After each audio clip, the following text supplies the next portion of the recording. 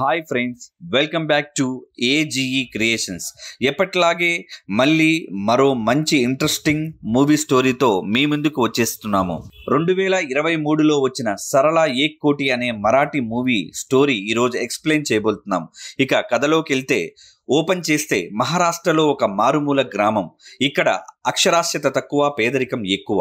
ఈ ప్రాంతంలోని చాలామంది ప్రజలు రోజువారీ కూలీలుగా పనిచేస్తూ జీవనం సాగిస్తూ ఉంటారు. అలాంటి వారిలో ఒకడు బేకాజీ.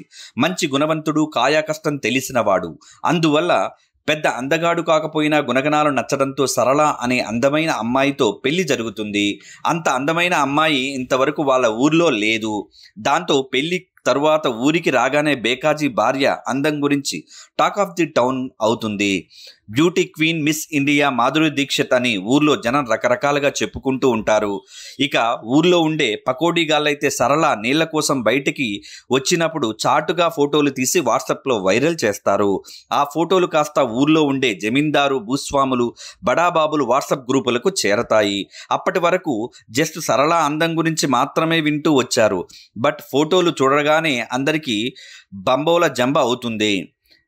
కోన్కిస్కా గొట్టం బేకాజీ గాడికి ఇంత అందమైన భార్య ఏంట్రా అని అందరూ ఈర్ష్యపడతారు. ఆ ఫోటో చూస్తూనే తెగ సొంగలు కారుస్తూ ఉంటారు. ఇలా ఉంటే బేకాజీ ఆ ఊర్లో వన్ ఆఫ్ ది బడాబాబైన ఒక కాంట్రాక్టర్ కింద పని చేస్తూ ఉంటాడు. పెళ్ళైన కొన్ని రోజుల తర్వాత ఒకరోజు తన భార్యను కూడా పనిలోకి తీసుకువస్తాడు. రోజు మాదిరి ఫోటోలో కాకుండా ఆ రోజు డైరెక్ట్గా సరళాన్ని చూసేసరికి పిచ్చెక్కిపోతాడు కాంట్రాక్టరు. ఒకరోజు పని ఉందని చెప్పి జొన్న చేలోకి పంపి గట్టిగానే ట్రై చేస్తాడు. బట్ వర్కౌట్ అవ్వదు. సరళ వీడి గోల తట్టుకోలేకపోవడంతో బేకాజీ ఊర్లో ఉండే మరో సేట్ ఇంట్లో పనికి పంపిస్తాడు. వాడు కూడా రోజు సరళ ఫోటోలు చూసుకుంటూ సొంగ కార్చుకుంటూ ఉంటాడు.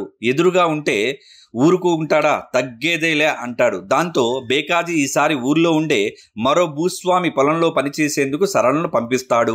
అక్కడ అంతే, వాడు కూడా సరళ ఫ్యాన్స్ అసోసియేషన్ క్లబ్లో నెంబరే. అందువల్ల అక్కడ పని మానేయాల్సి వస్తుంది.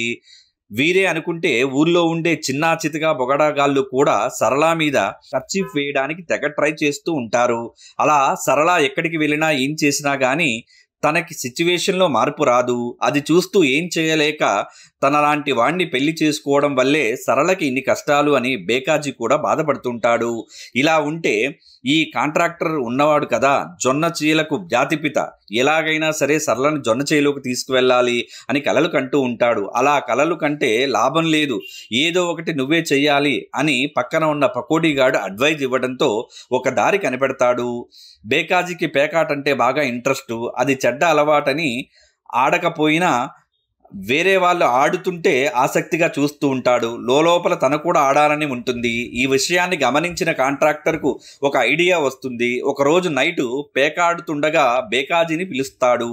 ముందు జస్ట్ పక్కన కూర్చొని ఆట చూడమంటాడు. బేకాజీ అలా అని కూర్చుంటాడు. మందు పోయిస్తాడు. తర్వాత బేకాజీని కూడా ఆడమంటాడు. మొదట బేకాజీ నా దగ్గర డబ్బులు లేవు, నేను ఆడను అని తప్పించుకోవాలనుకుంటాడు. బట్ కాంట్రాక్టర్ మాత్రం ఏం పర్లేదు, మొదటి ఆట కాబట్టి నువ్వు డబ్బు పెట్టవలసిన అవసరం లేదని బేకాజీని ట్రాప్లోకి లాగుతాడు. అలా ఆడి మొదటి ఆట గెలిచి డబ్బు వచ్చేసరికి ఉత్సాహం వస్తుంది. పెగ్గు మీద పెగ్గు కొడుతూ మళ్ళీ ఆడతాడు. అక్కడి నుంచి మొదలవుతుంది. ఆడే వాళ్ళంతా కాంట్రాక్టర్ మనుషులే. నెక్స్ట్ గేమ్ నుంచి ఓడిపోవడం స్టార్ట్ అవుతుంది. తాగిన మత్తు తలకి బాగా ఎక్కుతుంది. వచ్చిన డబ్బంతా పోతుంది. తర్వాత కాంట్రాక్టర్ కొంత డబ్బు అప్పుగా ఇస్తాడు, అది పోతుంది. ఆ తర్వాత తన ఇంటిని పెడతాడు, అది పోతుంది. తాగిన మైకంలో ఏం జరుగుతుంది, ఏం చేస్తున్నాడో అనే స్పృహని కోల్పోతాడు. అన్నీ పోయాక చివరికి కాంట్రాక్టర్ నీ భార్యని పనంగా పెట్టి ఆడమంటే ఆ మత్తులో ఆడతాడు, ఓడతాడు. నెక్స్ట్ మార్నింగ్ నిద్ర లేచేసరికి కాంట్రాక్టర్తో పాటు ఊరి జనం మొత్తం తన ఇంటి వద్ద ఉంటారు. వీడికేమీ అర్థం కాదు. నైట్ ఏం జరిగిందో గుర్తు లేదు. ఆ రోజు రాత్రి వేలుముద్రలు వేయించుకున్న డాక్యుమెంట్ని ఒకడి చేతికిచ్చి చదవమంటాడు. అందులో బేకాజీ పేకాట ఓడి తన భార్యని కాంట్రాక్టర్ కు సంవత్సరం పాటు ఇస్తున్నట్టు రాసి ఉంటుంది. అది విన్నాక బేకాజీకి రాత్రి తాగింది మొత్తం దిగి జరిగిందంతా గుర్తుకొస్తుంది.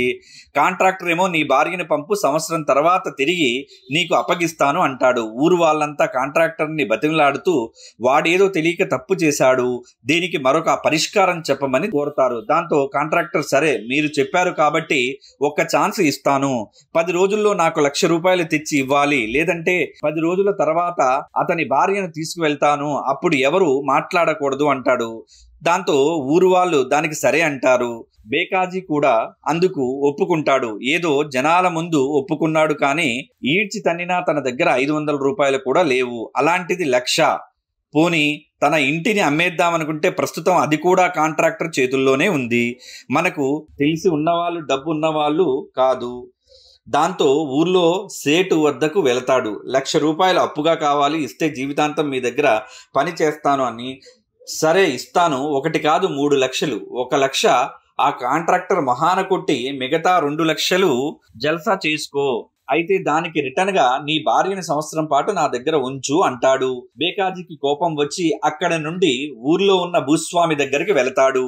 కానీ వీడు కూడా ఆ ఆనిముత్యాల జాతికి చెందిన వాడే కదా, వీడిది కూడా సేమ్ ఆఫర్, 1,00,000 కాదు 5 లక్షలు ఇస్తాను, వాడి దగ్గర పంపే, సంవత్సరం ఏదో నా దగ్గరికి పంపు అంటాడు. వీళ్ళేనా, ఇంకా ఊళ్ళో చిన్నా చితక జఫడాగాలను కూడా ఉన్నారు కదా, వాళ్ళేమో మాకు సంవత్సరం అవసరం లేదు, 3 రోజులు పంపిస్తే చాలు, వాటాలేసుకుని ఆ 1,00,000 రూపాయలు మేమిస్తామంటారు. ఇలా బేకాజీ ఊర్లో డబ్బున్న ఎవరిని దగ్గరికి వెళ్ళినా తన సిచ్యువేషన్ అడ్డు పెట్టుకొని సరళాని తమ పడగదికి ఆహ్వానించేవాళ్ళు.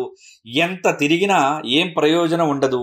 ఇచ్చిన 10 రోజుల గడువు దగ్గరికి వస్తుంది. ఆ కాంట్రాక్టరు గాడేమో కాచు కూర్చున్నాడు 10 రోజులు దాటితే సరళని పట్టుకుపోదామని. ఫైనల్గా బేకాజీ ఆ ఏరియా లోకల్ పొలిటికల్ లీడర్ను కలిసి పరిస్థితిని వివరిస్తే సహాయం చేస్తాడు కదా అని వెళతాడు. అయితే వాడి ఫోన్లో కూడా అప్పటికే సరళ ఫోటోలు ఉంటాయి. ఆ ఫోటోల్ని జూమ్ చేసి చూస్తూ మరీ ఆనందపడతాడు. వీడో పెద్ద బూత్ లీడరు, త్వరలో ఎమ్మెల్యే టికెట్ కన్ఫర్మ్ చేసుకుని ఆ ఏరియాకి ఎమ్మెల్యే కూడా కాబోతున్నాడు. అంతా బిజీలో ఉన్నా కానీ సరళ వైపు ఆల్రెడీ ఒక కన్నేసి ఉంచాడు. బేకాజీతో ఏం పర్లేదు, ఒక్క ఫోన్ కాల్తో నీ ప్రాబ్లం సాల్వ్ చేస్తాను, నీకు గవర్నమెంట్ జాబ్ వేయిస్తా, దానికి రిటర్న్గా వారానికి ఒకసారి సరళ నా గెస్ట్ హౌస్కి తీసుకువస్తే చాలు అంటాడు. పైగా వార్నింగ్ కూడా ఇస్తాడు, నన్ను కాదనుకుంటే మ్యాటరు వేరేలా ఉంటుంది. దాంతో బేకాజీకి లాస్ట్ హోప్ కూడా పోతుంది. ఇంకో రోజు దాటితే సరళను కాంట్రాక్టర్తో పంపించాలి. ఏం చెయ్యాలో తెలియక బాధపడుతూ ఉంటాడు. అయితే ఆ రోజు తమ ఊరికి మీడియా ప్రతినిధులు వస్తారు. వారు వేరే ఏదో పని మీద వస్తే బేకాజీ బాధపడుతూ ఉండడం చూసి నీ సమస్య ఏమిటి అని అడుగుతారు. బేకాజీ బావురుమంటూ జరిగేంత ఎపిసోడ్గా చెబుతుంటాడు. ఇంకేముంది, మీడియా వాళ్లకు మంచి మసాలా మ్యాటర్ దొరికింది. బ్రేకింగ్ న్యూస్ల మీద బ్రేకింగ్ న్యూస్లు వేసి వైరల్ చేస్తారు.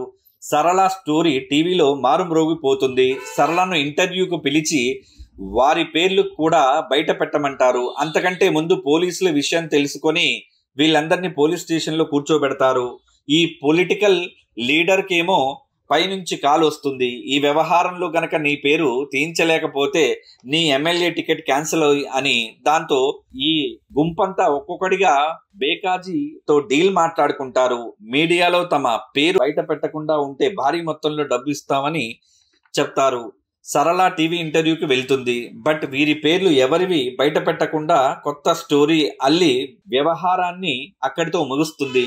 నెక్స్ట్ మొగుడు పెళ్ళాం ఇద్దరు కూర్చొని వారి నుండి కలెక్ట్ చేసిన డబ్బంతా లెక్క పెడుతూ ఉంటారు. కౌంటింగ్ పూర్తయ్యేసరికి మొత్తంగా 1,00,00,000 రూపాయలు పోగవుతుంది. అది చూసి సరళ కొట్టామనే విజయ దరహాసంతో పెద్దగా నవ్వుతుంది. ఎందుకు ఆ విజయ దరహాసము అంటే ఇద్దరూ కలిసి అందరికీ విశాఖ 90mm రాడ్ దింపారు. ఇదంతా మొగుడు పెళ్ళాం ప్లాను.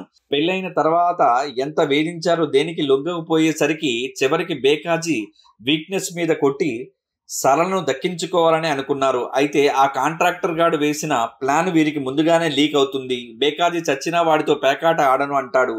కానీ సరళ మాత్రం లేదు, నువ్వు వెళ్ళి ఆడాలి, అని ఒక plan off screen play ready చేస్తుంది. బేకాజీ అలాగే వెళ్తాడు, ఆడతాడు, ఓడతాడు, వేలిముద్రలు వేసి వస్తాడు.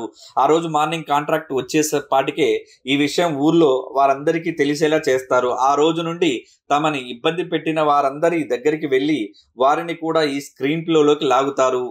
అయితే ఇందులో కాబోయే ఎమ్మెల్యే గాడి గురించి తెలిసి వాణ్ణి కూడా ఇరికిస్తారు. ఎందుకంటే స్క్రీన్ ప్లేలో వీడి పేరుంటే మీడియాలో ఈ విషయం బాగా హైలైట్ అవుతుందని ముందుగా ప్లాన్ చేసినట్టుగానే మీడియా ఎక్కడికి వస్తుందో తెలుసుకొని వారి ముందు బేకాజీ బావురుమంటాడు. అది విని మీడియా వాళ్ళు చేసిన లొల్లికి అందరూ సొడుగులు జారతాయి. సరళను క్షమించమని కోరి ఒకరికి తెలియకుండా మరొకరు అంతా కలిసి ₹1,00,00,000 సమర్పించుకున్నారు.